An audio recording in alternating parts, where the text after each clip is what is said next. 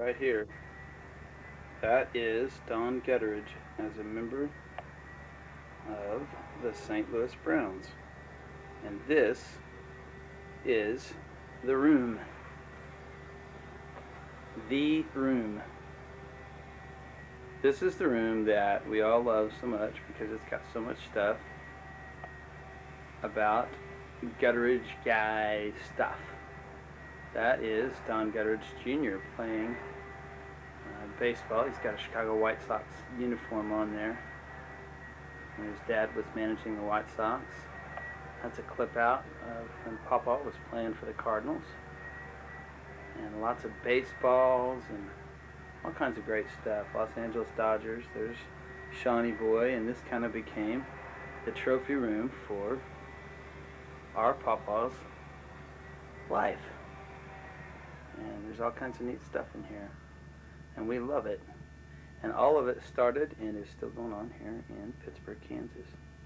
And we're going to kind of take a little trip and show you how it all started with Papaw. I'll show you the rest of the room. That's something that Jamie Russell, the JD, did for Papaw to hang in his study, which is promptly what Papaw did. And there you see a lot of stuff, the Dodgers and the Browns and the Cardinals and the White Sox and the Don Gutteridge Sports Complex here in Pittsburgh, and all kinds of neat stuff. And here's some Papaw with some notable guys. You can't really see it very well. I wish you could. The light's just not very good. But that's Papaw and Leo DeRocher when Papaw managed the White Sox and DeRocher was managing the Cubs. Who's that good-looking kid? My gosh, he's gorgeous. He must have grown up to be wonderful. And there's me and Mom and Dad and Mama and Papaw when Papaw managed the White Sox, and they'd come and I'd stayed with Mama and Papaw for a long time. And there's just all kinds of neat stuff that are memories, mostly for Papaw. And that kind of makes some memories for all of us. Look at that, a Gutteridge family Christmas. Dad, you look so cool. And there's Dad. If he'd only made a latrine, the people who watch this will know what that's all about. Uncle Jack. Just lots of neat stuff in here. Lots of neat stuff. Chicago White Sox coaching staff. All kinds of great things. I could be in here for hours. But what we're going to do is we're going to talk a little bit. I'm going to talk just a little bit. The shrine continues. About Pittsburgh and how it all started. Something. You're full of you know what. You're absolutely right. I am. I've been told that lots of times. Yes. Hey, see that good-looking guy behind you? Yeah, he's I'll get out that because I don't want to. I want to hear the truth about how you guys met. Man, Yeah. Yeah. the Gutteridges moved into our neighborhood Uh-huh. and messed it up. And Mother thought that nice little Gutteridge boy. And it was my mother's fault. It was your mother's fault. She's dead and buried now. And so you can say that. I told her that before. She kept telling me what a nice little boy he was. I don't know how she knew. But you knew the truth? I could have told her things. Uh-huh. But I didn't. So what did he tell you when he was 9 years old?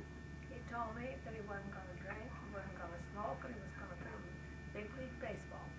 Did he do those things? All those things. All those things he did. He didn't drink and he didn't smoke, and he sure played big league baseball. But now the romance really started over math, right?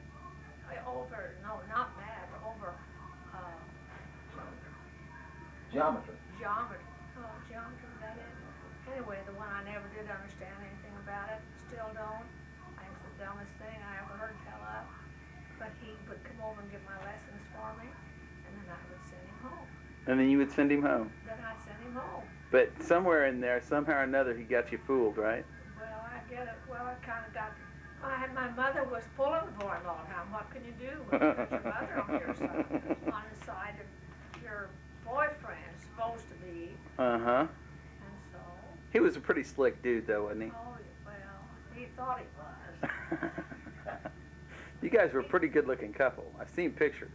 Well, I look better then than I do now. Well, I think you look great. Oh, But you guys look like a couple movie stars. oh, yes, I know we do. I know we really look like movie stars. Boy, they're hard up for movie stars. Call us movie stars. Well, I just wanted to make sure.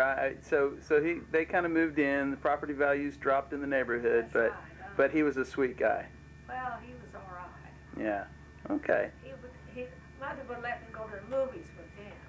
Oh, really? Oh, yes, and we had to walk, see. We didn't have automobiles to drive in those days. Right. I mean, the family had an automobile, but we didn't get to drive. Ah, I got you. So you guys walked, and so he was the only one she'd let you go to a movie with? Yeah. She trusted him. Uh-huh. She didn't know him. Well, it all worked out pretty good. I have to say that I'm glad it worked out. Well, I am too. I've seen worse things. Yeah. Since I've been married. Now, how long have you guys been married? 88, No, 68 years. 67. He'll be 68 this year? It was 68 this year. Wow. Wow. That's wonderful. That is That's wonderful. forever. That's a pretty healthy little experiment. It is. All right. Well, I wanted to get your perspective on a couple of things. Well, So we're going to kind of go around. He's going to show me where the neighborhood that he destroyed, and so. it's all right. I don't think it's ever been the same since. I think it's still kind of pot-like. So tell me what you think. I mean, how would you describe Gutteridge males in general? Well, I guess. Don't ask her that. I mean, I know. I want a guy. We're about getting the truth here. Gutteridge males, and I guess they're all, pretty good guys. Yeah. Most of them are. I think they are. None of them. He's the best of the lot. Well, I think you're probably right about that. We won't talk about the rest of them. Okay. Okay. Thank you very much. I needed to get that.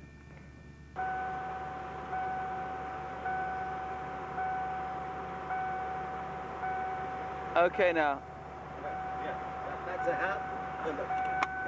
that house that we're looking at right I there. was born in, and they moved. When the fire station came to take the pay, they moved it over here, and it's the actual house. That I But was this born is the house you were born in, right That's the here. house up there. Wow. And what was your dad doing? My dad worked with the Kansas City Southern Railroad over here, and in the car department, he became master car builder of the whole railroad. Wow. He worked at the shops for 48 years and never took a vacation. Wow. He just worked, and That's what he did. that's when he came back and forth. And then Now, later he on- was the mayor of Pittsburgh at one yes, point. after he retired, he became the mayor of Pittsburgh. Yes. Wow. In fact, he was the last mayor that Pittsburgh had elected mayor. Pittsburgh had. Really? Yeah. After he left there, they came to a city manager type, Oh, okay. type of government. So he was the last elected mayor. He was. Wow. Wow. All right. More shot. That's the front of the house that you were born in, but it's not where it was when you were born. No, it's been moved about half a mile. That's really neat. Vacant lot is where your house was. That's a vacant lot, and that's where I played back there. And back to the house back there, we had a garden and we used to have. And us kids have to do the gardening and had chores in each one. Each one had his chore. We raised as much vegetables, mom canned them, and that's what we. And that's now fire station number 2. Fire station number 2 now. But this I talked to you the woods long. Yeah. Now now what's the address here? What's the street? 19th and Rouse. They call it. 19th and Rouse. 19th and Rouse. All right. Yeah. And that's where Papaw was born. Yeah. All of our whole family was born there. I mean, Alfred, Earl, Don, and Merle, and Hazel, all born in there. Alfred, Earl, Don, Merle, and Hazel. That's right. All born right here. Yes. All right. The street. Right across the street was our playground. That was your playground. That's where you played baseball. We played baseball. We played football. We tagged. We run. Did everything over there. railroad come along. Were the tracks, now how long? Yes, the track has always been there. Wow, okay. And that was the playground right off over there. Right there. All right. Well, this is coming out, but this is kind of a picture back, looking back towards the old railroad shops. And this is, I'm going to let Papa kind of tell you a little more about it, but this is where Papa Joe worked. He was talking about how often he worked, how much he worked. Well, that's where it was, right there. That's the old railroad shops. And pretty cool stuff. That's the old railroad shop, right? The railroad shop where Papaw, where my dad worked, right. 48 years.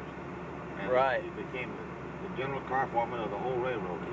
He had charge of all the passenger cars. And right. They made passenger cars here under his supervision.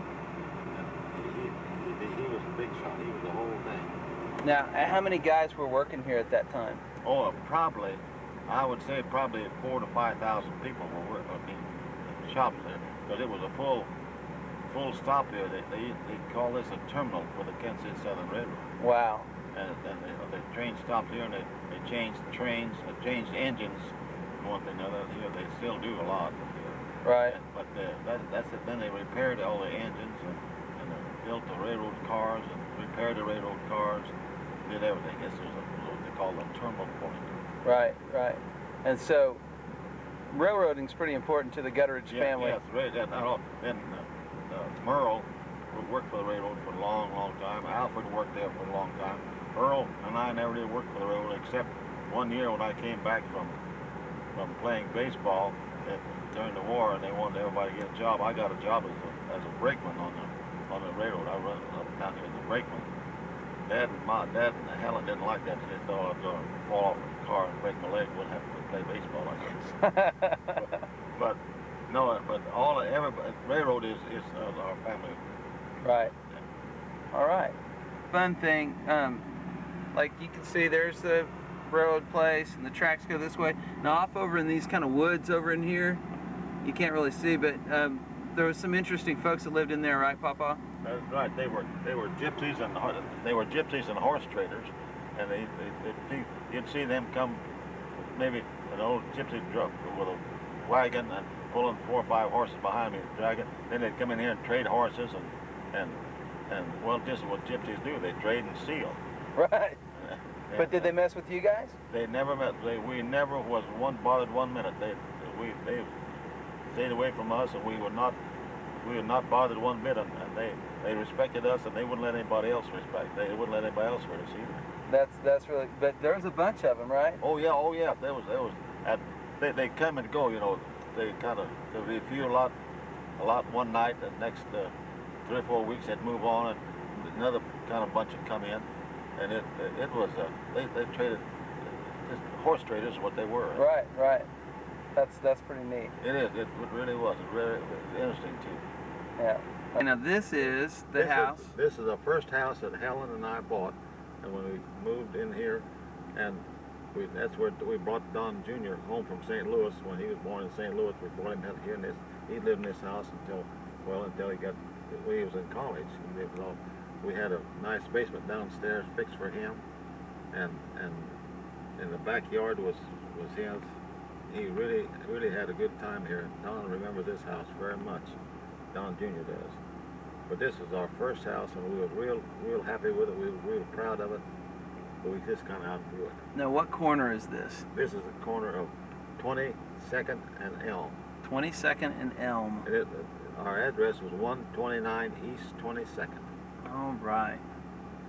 129 East 22nd, and that is the house. That is the house. That's the house where Donaldo Arias was brought in. That's right. To the world. Okay, and then right down there, that I can see a long ways down there, that's Main Street, right? That's Broadway, yeah. Broadway. So we're just 1 block off of Broadway. Right, just a block off Broadway, and the high school is not too far away. High school's at the left, and Don Jr. We'll go right by Don Jr.'s place. If you turn left here, Don Jr. walk to school from here, right? All right. Well, we're heading that way right now. Okay. We're going to go take a look at that. Okay. Lincoln School. Lincoln School, where Helen went to school, I went to school, Uncle Jack went to school, Don Jr. went to school and graduated from here on all 9 grades. All 6 grades. Right.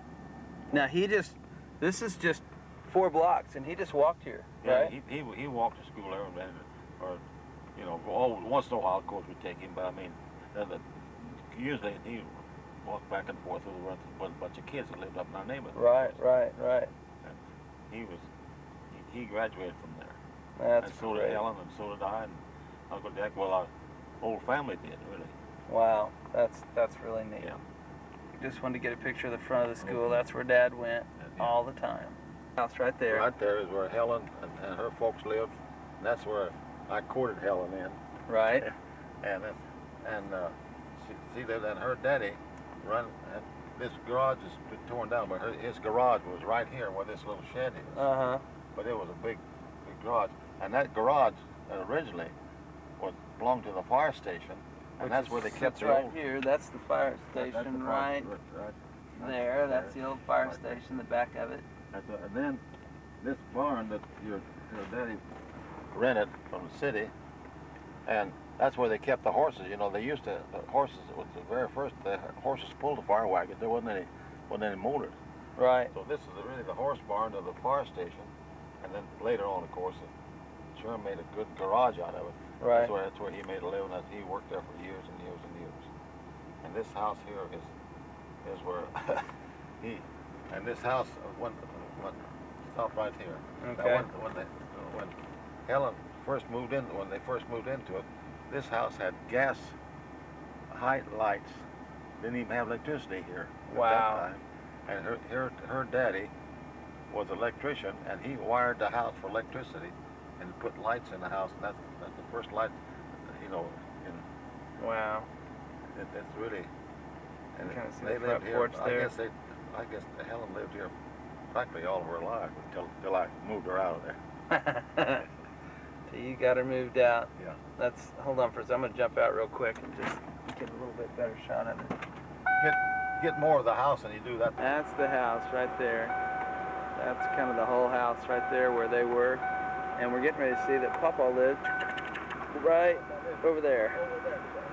Okay, we're gonna go around the corner and take a look, but you live second house across so like here's the street, and there's the house on the corner, and then you lived right in that one. That's right. That's the back door. Now we're gonna drive around there and you're gonna tell me about that. Okay, let me tell you about this street because we didn't have very big yards. Right. Right here is where I learned to play baseball. Right here. Right here, up and down this street where I played about here, and the firemen up there who used to, in the firemen, they didn't have much to do. They used to come and pitch to us and play, you know. They pitched, and us kids used the tree as a first base and so forth. Around. Wow. Actually, this is where I started playing ball. Wow. And I'll tell you another little story about here that Helen had. We used to play a game they called black band, you know, from this sidewalk to that sidewalk. Right. And one guy was it. And if you started off the sidewalk, you got to, if they touched you before you moved to the other sidewalk, right, then you was it. Right. And Helen was faster. She was run faster than any of us, I think. Really? Yeah, she could really run. She could really move. Wow. And of course, there's usually a bunch of kids around here, of course. Right. And sometimes I slowed up and let her catch me. And eventually she slowed up enough to let you catch her. Yeah. All right. Well, we're going to go over and look at the house. Okay. Gutteridge house. Right. We moved in from 19th and Rouse. Right. Dad wanted us to come over here so we could have that. Of course, out on Rouse, we didn't have the outhouse. We didn't have inside plumbing. But here, and I remember one story I can tell you about this house. Okay. We moved over here, and we come in and moved in, and the toilet was on the inside, and I was so I went out in the alley all the time. Yeah, you peed out in the alley, right back there. I peed back in the alley. Now, wasn't there a story about this upstairs window screen on the side of the house? Yeah, that's the one. Was that always rusty? Yeah, that little cupola up there. Yeah. Us kids slept up there, and so instead of going downstairs to the bathroom, we just peed out the window. And it rusted the window. Dad always wondered why the screen was always rusty. Oh, that's classic. Okay, so this is the neighborhood. That's right. That you guys destroyed the property value of, according to Memo, right? Right. Yeah, great neighborhood too. That was really was a great neighborhood. Really, it was nice people. And they owned, you know, everybody owned their own home and kept it up. I mean, Right. It wasn't a run down neighborhood at all. It was a good neighborhood. Good people stayed there. Yeah. Okay. Well, that's good stuff. This is what? The Pittsburg High School. This is the high school Right. that we all graduated from. I graduated from it. Helen graduated from here. Don Jr. graduated from here. Our whole family graduated from here, including my brothers and Helen's brothers and sisters. And this is the whole deal right here now. Yeah, that's the whole deal right here. And they was going to tear it down, and the people of Pittsburgh wouldn't let them. Right. Now this is Broadway right here. We're on Broadway, between 14th and 12th and 14th on Broadway. So this is only 8 blocks away from where Dad grew up. Yeah. Oh yeah. That's right. Well, yeah, about 8 blocks, 8 or 9 blocks. And it was pretty close to where you grew up. Yes, and I grew up, and where we moved on was even closer. We was only 3 blocks from here. Right. Right. So this is, and then that's the football stadiums, right? That's the football stadium's right there. Right there. Same as. It's a great football stadium, and they packed that place out. It feels Yeah. like you're going to a college game when they That's got. right. At that time, everybody came to the high school games. You know? Right. Right. And it was Don Jr. ran track there, Right. and also he marched in the band there. Right. Now, did the high school have a baseball team when you were in high school? No, the high school did not have a baseball team. All they had was a football team, a basketball team, and a track team. And you played basketball and track? I played basketball. No, I did not run track. Don Jr. ran track. Okay. I came track down. I went out and played baseball. Oh, right, exactly. No, they did not have baseball. So now, when they're running track, who were you playing baseball for then? Just town team or whoever. Uh-huh. Just whoever I could play.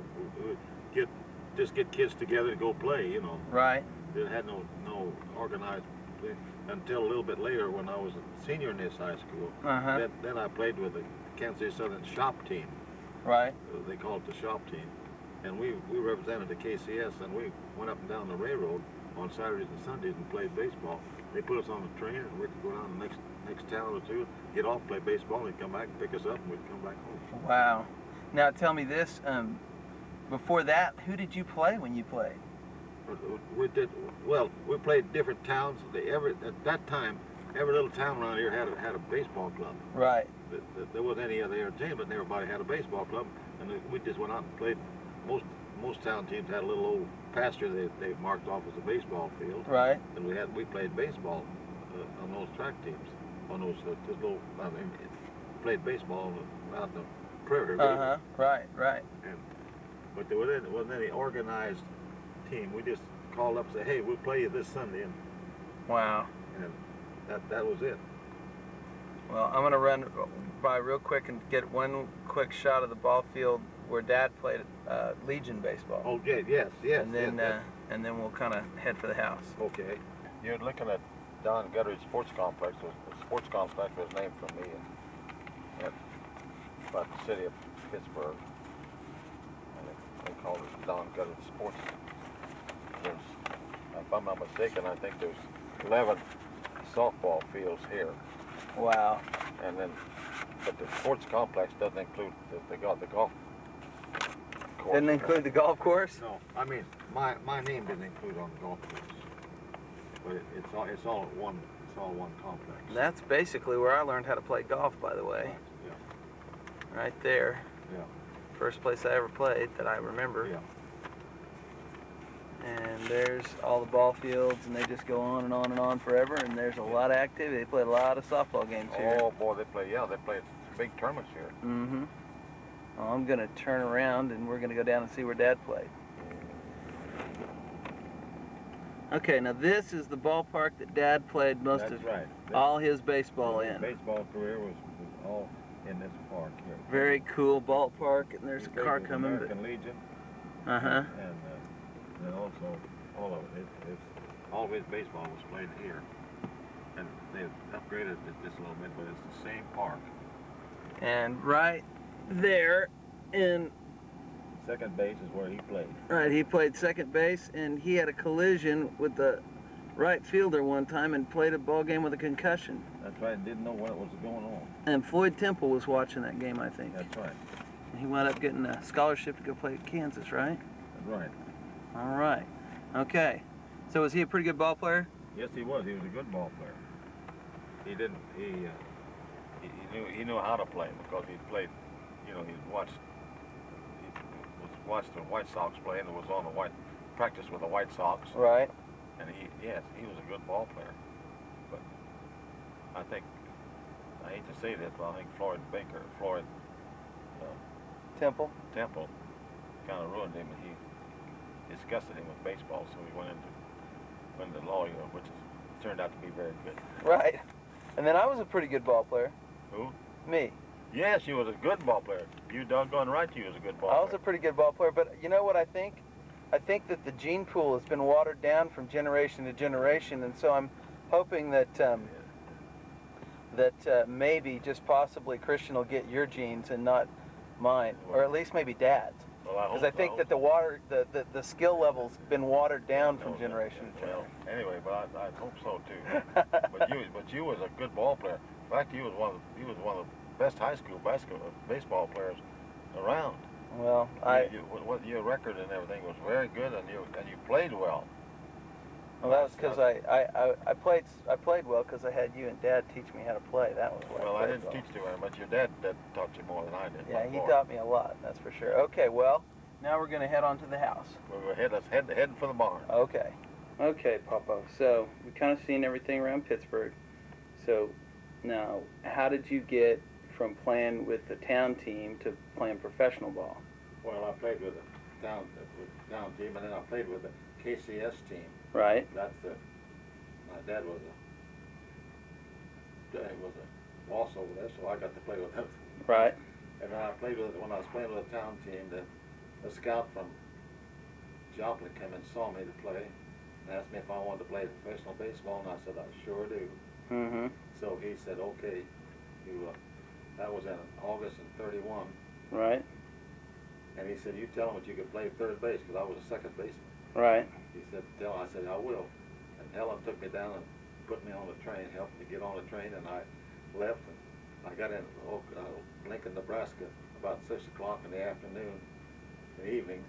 Didn't know what to do, so I went to the ballpark, and they was playing. And the guy said, hurry up and put on a uniform, because you're playing third base. So in less than 24 hours, I was a professional baseball player. Wow. Now, how long did you play at Lincoln? I played at Lincoln a year. I finished that season out and went the next season.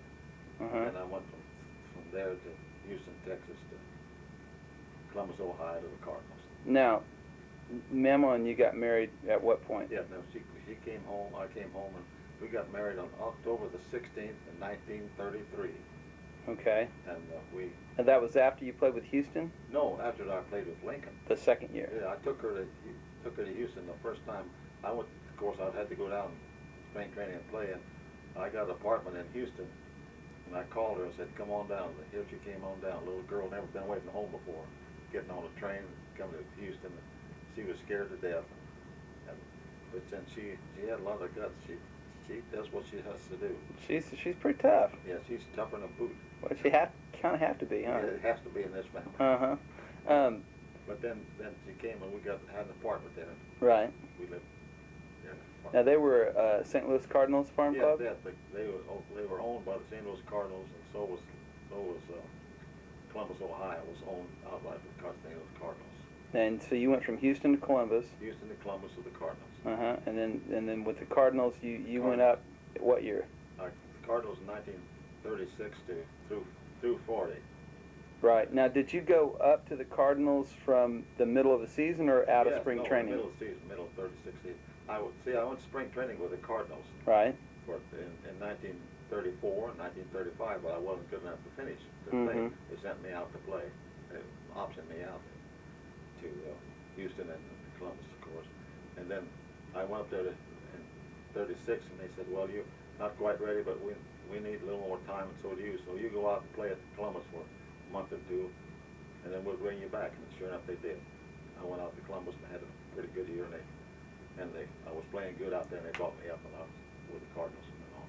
How long were you up in the majors before you started a game? I started the day day I got there. I got Really? there at 2 o'clock in the afternoon. I mean, at 10 o'clock in the morning, at 2 in the afternoon, I was playing Pittsburgh Pirates against the Pittsburgh Pirates. Wow, wow. Now tell me this: what did Frankie Frisch think of your glove? Oh, he said that you trying to play with a glove like that?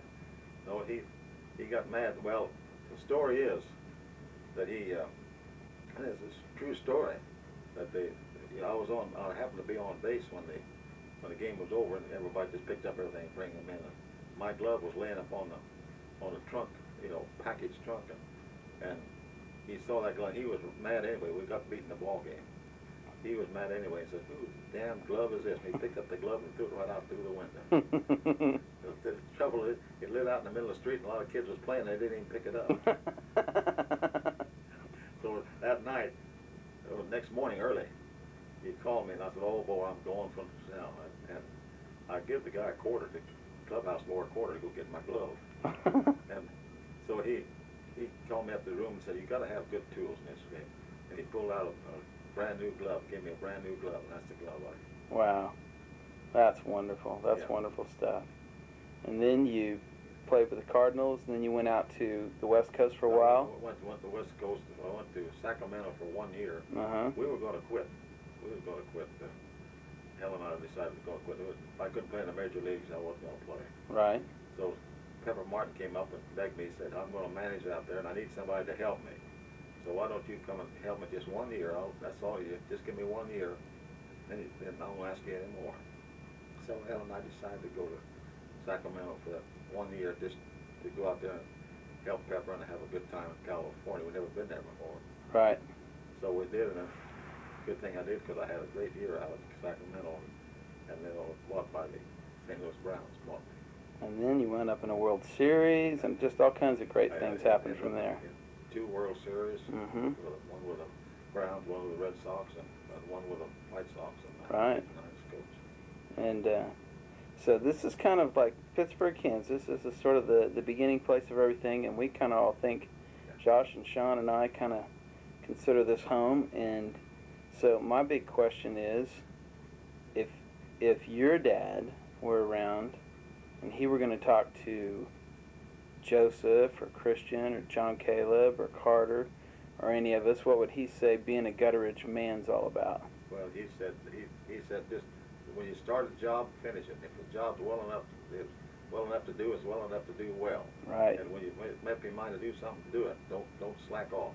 Right. Make your mind and be determined enough to do it. Yep. Well, that's kind of what we learned from you guys now. I did have one other question I was going to ask you. What did he think about you playing baseball? No, he liked it. He thought that was great. Did he? But he never did see me play. He won't see me play just several games, just a few games. Uh-huh. But oh yeah, he was very supportive. Dad was very. In fact, he bought me my first glove. At that time, it was called a Bill Doak glove, sold by Rawlings. He bought me a brand new glove. Boy, I thought I was in hog heaven. Well, okay, that's kind of what we were looking for. We just kind of wanted to get a taste of Pittsburgh and kind of a little bit of the history of the family and especially your ball career. And so thanks to you and Mamaw for getting this whole deal started, because none of us would be around if it weren't for you guys. Credit Mamaw. Yeah. Mamaw is the matriarch of this company. Oh, there's no question about it. She runs the thing. She's the one. Well, listen, we love you guys, and we'll talk to you later. Okay. Okay.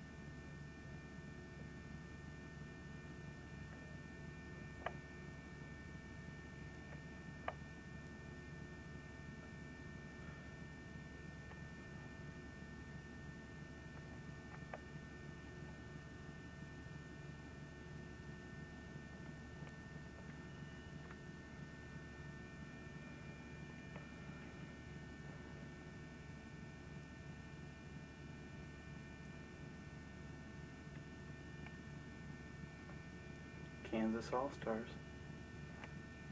Who's that guy? Wait a second. That's Donnie Joe. Senior Division 1958 champions. Who's the guy striking the familiar pose?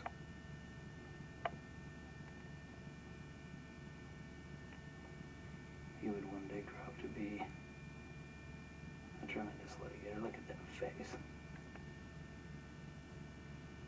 Pittsburg. Frito American Legion. We can figure this thing out. District League champion. District Tournament champion.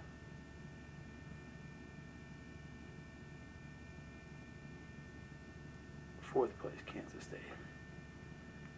Look at that handsome guy. There's more than one sport wonder. Look at this. Basketball. Shattering the color line.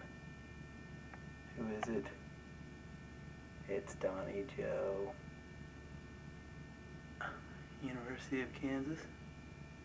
Look at him right there. Rock, Chalk, Jayhawk, KU.